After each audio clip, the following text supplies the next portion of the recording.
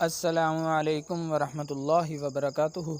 अज़ीज़ साथियों, आज की इस वीडियो के अंदर हम आपको बताएंगे कि आप अपने हरूफ को अगर उर्दू में लिखना चाहते हैं या तो आप उनको लॉन्ग करके कैसे लिख सकते हैं। जैसे आपने ये टाइटल देखा है कि उसमें हरूफ को लंबा करके लिखा गया है, तो उसके लिखने का तरीका क्या है।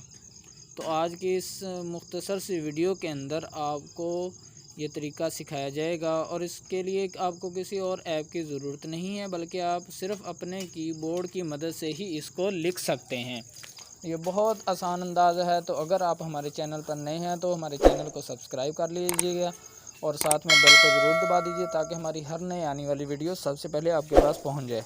तो दोस्तों, हम अपनी वीडियो का आगाज़ करते हैं। हम यहाँ पे लिख लेते हैं अगर। तो दोस्तों, यहाँ पे अब आपने गौर से देखना है कि अब मैं कौन सा वर्ड यूज़ करने लगा हूँ। तो सबसे पहले मैं इसको दबा के रखता हूँ। तो अब देखें, इसी को मैं आगे लिखता जाऊँगा तो ये रूफ बनता जाएगा। अब आगे मैं रा को लिख लेता हूँ।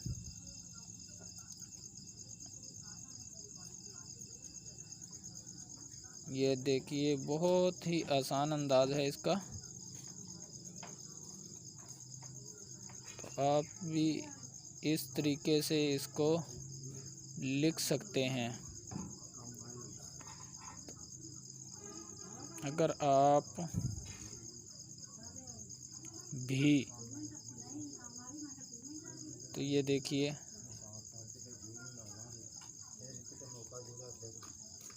ये बहुत ही आसान तरीका है।